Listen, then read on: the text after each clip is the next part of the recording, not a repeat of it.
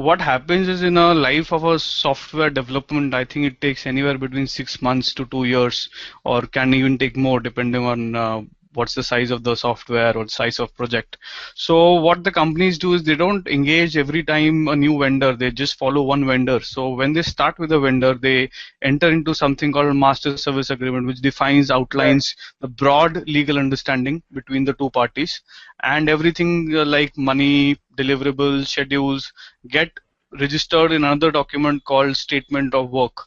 Typically, Okay. master service agreement should be for people in the business of IT services.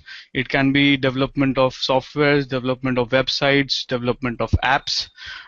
You can be developing designs. You can be developing specific products for a software business or website. But it should be ideally when you want to engage a vendor and you would need constant monitoring. You might need typical changes in the services contract that you have made.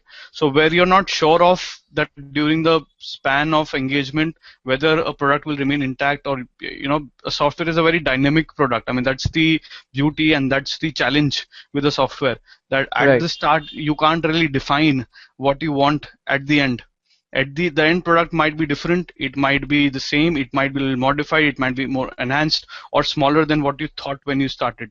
So in case of Right. a software product, you can't really define what you want, and that is the challenge. So you don't really Okay. put the product as such. You don't define the product as such to start with.